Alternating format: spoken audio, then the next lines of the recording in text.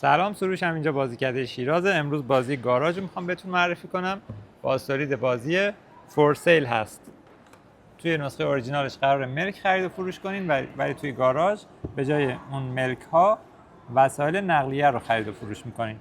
به روش مزایده میخرین و بعدش هم میفروشین، پول در میارین. کسی که پایان بازی چک بیشتری داشته باشه، جمع عدد چکاش بیشتر باشه، برنده بازی هست. با تم اقتصادیه و هوش مالیتون رو کاملا میتونه محک بزنه. بریم که چیدمان و اجزای بازی رو ببینیم.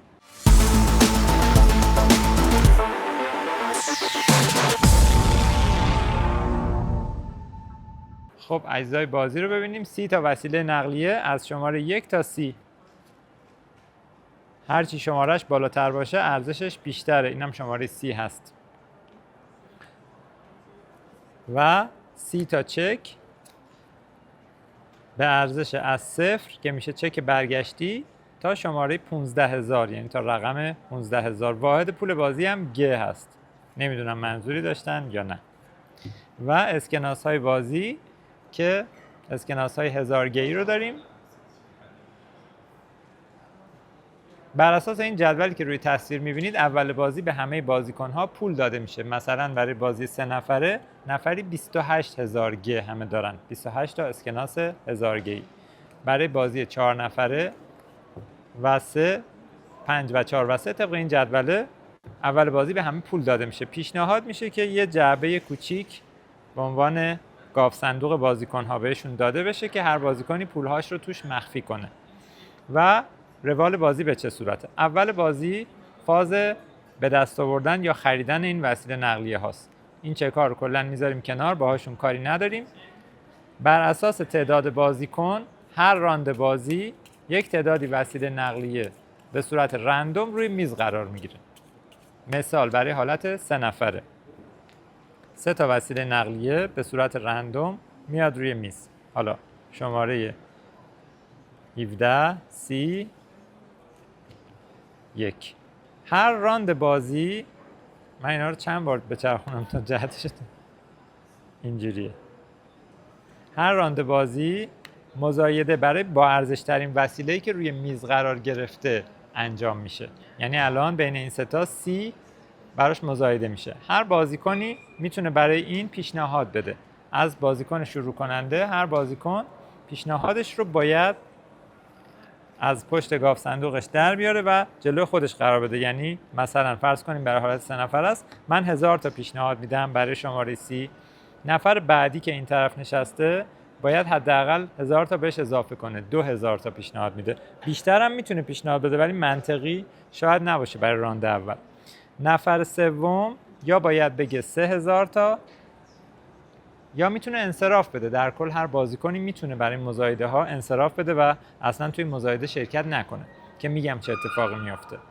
و دوباره نوبت من میشه. من که 1000 تا پیشنهاد داده بودم میتونم به این اضافه کنم. اگر میخوام باید برسونمش به حداقل 4000، یعنی 3 تا بذارم روش بشه 4000. و نفر بعدی هم به همین ترتیب انقدر ادامه پیدا میکنه تا بالاخره بازیکن‌ها یکی یکی شروع کنن به انصراف دادن. حالا برای انصراف دادن چند حالت مختلف وجود داره، همه رو توضیح میدم.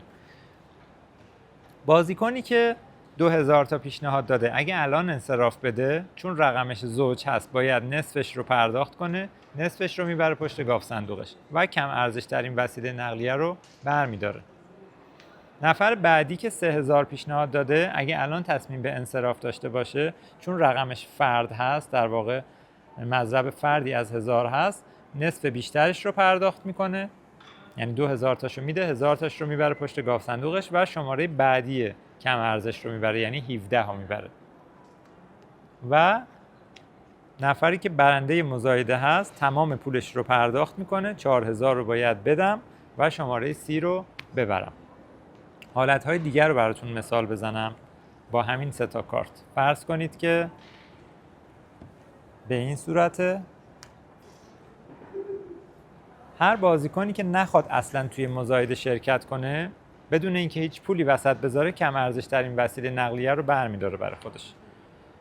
الان اگر نفر بعدی هم انصراف بده، کم ارزش ترین رو مجانی برمیداره و خب خیلی بده، چون نفر سوم به صورت مجانی شماره 30 رو میبره.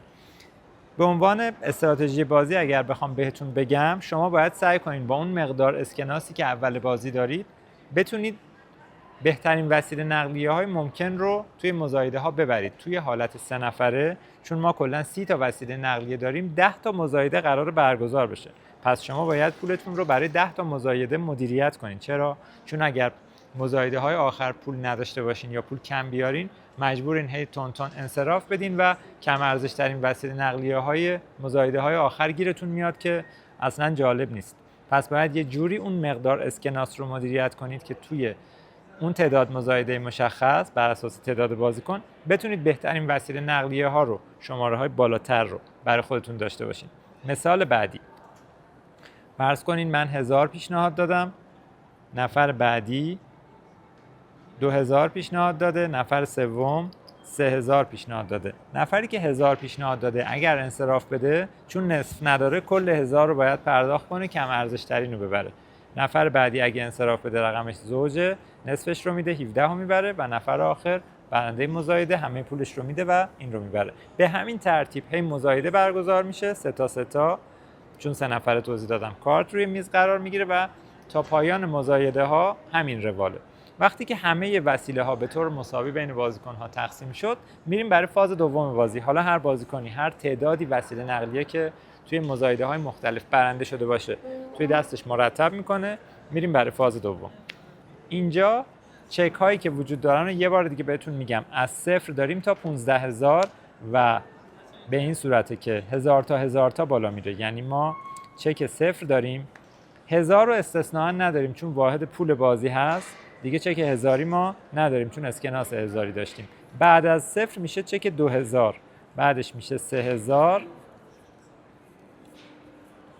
به همین ترتیب تا 15000. از هر کدوم 2 تا موجوده که جمعاً میشه 30 تا چک. دقیقاً به اندازه تعداد وسیله نقلیه ها ما اینجا چک داریم. حالا چک ها همشون بر میخورن. اول بازی به این صورت بر میخورن، اول فاز دوم بازی. هر بازیکنی که از فاز اول بازی پولی براش باقی مانده باشه، مهمه اون پول ها رو هم نگه میداره، چون آخر بازی به جمع داراییاش اضافه میشه. حالا 3 تا 3 تا چک رو میشه به این صورت، رندوم هم هست دیگه. فقط همه میدونن که چک ها از 0 تا 15000 ارزش دارن. حالا بر اساس چک هایی که رو شده، هر بازیکنی یه وسیله نقلیه از دستش انتخاب میکنه و وارونه میذاره روی میز. همزمان با هم وسیله نقلیه ها رو میشه. با ارزش ترین وسیله نقلیه چک بزرگتر روی میز رو برمیداره، نفر دوم چک وسطی رو برمیداره و کم ارزش ترین وسیله نقلیه کم ارزش ترین چک گیرش میاد.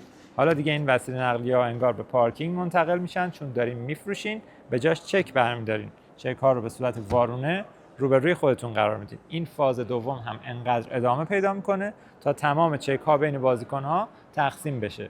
در نهایت کسی که مجموع عدد چک هاش به اضافه پول اگر براش مونده باشه بیشتر از همه باشه، برنده بازی هست. برای اعلام برنده یه روش جالب بهتون میگم که توی تمام بازی هایی که پول برنده رو مشخص میکنه میتونین از این روش استفاده کنین. توی چایناتاون هم این روش هست.